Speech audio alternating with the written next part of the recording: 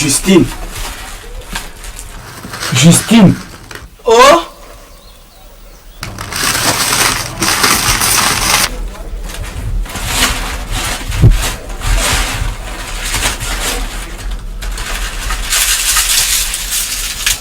Bonogo, qu'est-ce qui ne va pas?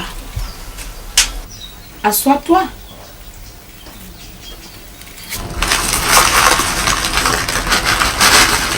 Je suis devenu le dindon de la face.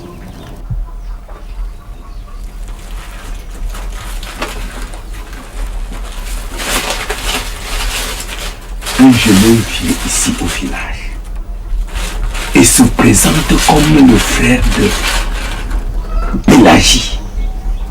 Je me mets en quatre pour rendre son séjour agréable. Pangolin et porc-épic par-ci, poisson d'eau douce par-là, sans compter les bières. Et tout le monde sait combien ça coûte chez Martina, ici au village. Jusque-là, le jeune homme avait ses 2 bouteilles de bière garanties et ça tous les jours. Et qu'est-ce que j'apprends? Hein? Qu'est-ce que j'apprends? Voilà. Un de mes paroissiens est venu me voir parce qu'il est très embêté.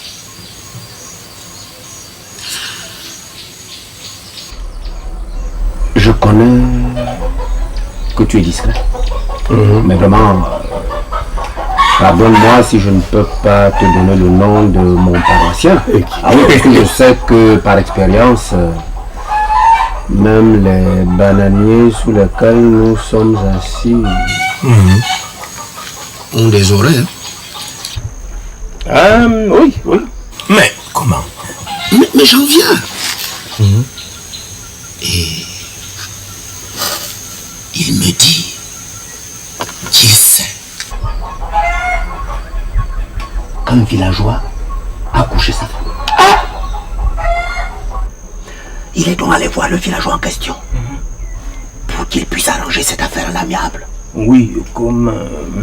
Et le villageois semble ne pas marcher. Alors qu'il lui a proposé de payer une certaine somme. Il lui a demandé une chèvre, une dame de vin rouge. Ouais. Bon. Le villageois semble ne pas être d'accord. Mais... mais oui, il l'a même relancé 2 fois. Sans succès.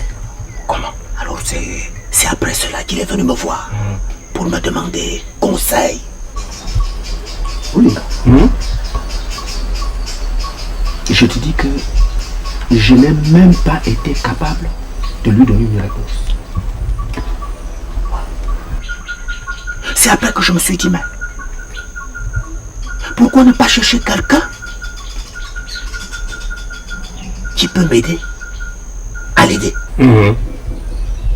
T'en penses-tu? Vas-y. Pourquoi ne porte-t-il pas plainte officiellement? Ah oui, parce que le chef, lui, peut trouver le moyen de le faire payer. Il ne veut pas en entendre parler. Ah bon? Ah ben oui, parce que pour lui, c'est une question d'honneur. Alors, est-ce que tu te rends compte? Il ne veut pas que les gens, que tout le monde sache que sa femme aussi fait ce genre de choses. J'y vois de l'orgueil. Ah oui, parce que c'est pas facile de se rendre compte qu'on a été fait cocu, hein? Tu sais, moi,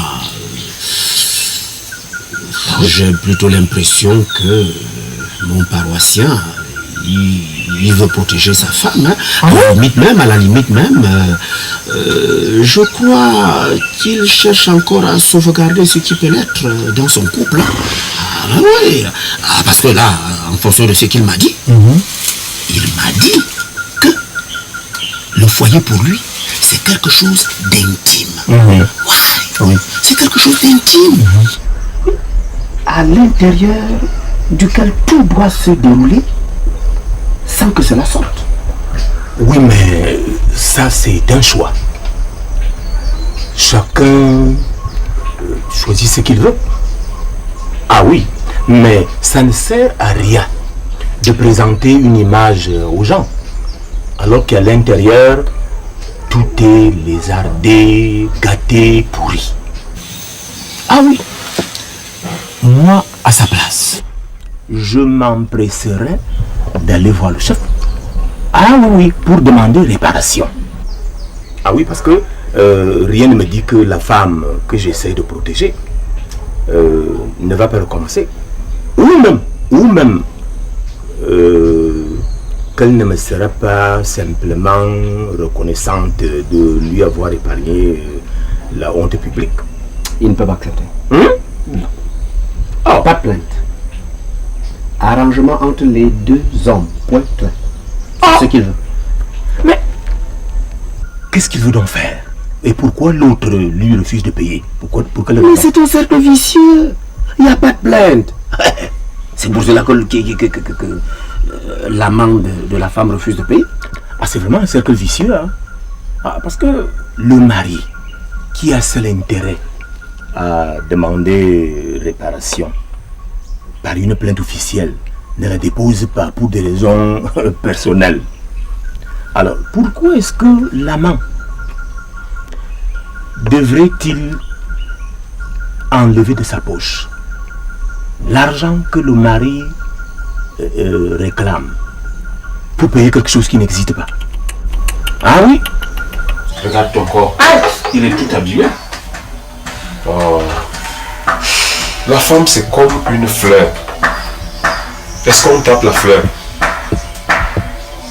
Tiens, regarde un peu. Quand tu tiens une rose en main, tu sais bien qu'elle peut te piquer, non? Et si elle te pique, tu vas te mettre à la taper? Non, jamais. Ça, c'est comment dirais-je? C'est insensé. Oh. Regarde tout ça. Ça te fait trop mal là. Voilà. Mais entre nous aussi, ma chérie, il faut quand même qu'on se dise cette chose. Toi aussi, si tout ceci est arrivé, il faut quand même avouer que toi aussi tu as ta part de responsabilité là-dedans. En ce moment, est-ce qu'on a encore besoin de recourir à ces méthodes-là, des filtres d'amour par-ci, par-là? C'est révolu cette époque. Tu ne sais pas comment faire pour récupérer ton mari?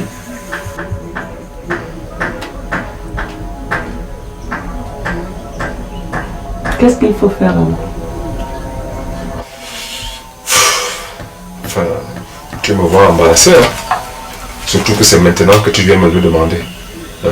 Si tu l'avais fait plus tôt, je t'aurais certainement donné un conseil efficace. Hein? Tu n'en serais pas là aujourd'hui avec un corps ainsi abîmé. Qu'est-ce que tu racontes là, Inga? Tu dis que quoi? Quelle question je ne t'avais pas posée plus tôt? Hein? Toi voilà, tu es devant moi. Je suis venu te voir combien de fois pour te parler. J'ai même pleuré devant toi combien de fois pour ce problème-là. Pourquoi tu ne m'as pas aidé à agir efficacement? Non, attention. Là, non, s'il te plaît, je te coupe. Non, ne mélangeons pas les pédales. Je ne dis pas que tu n'es jamais venu me voir. Tu es venu me voir, c'est vrai. Je n'en disconviens pas. Mais quand tu venais me voir, c'était parce que tu soupçonnais que ton mari entretenait une maîtresse quelque part. Et tu venais me voir, tu venais me demander si je connaissais cette femme-là. Il n'a jamais été question entre nous que je t'aide à récupérer ton mari. Et c'est de ça que moi je parle maintenant.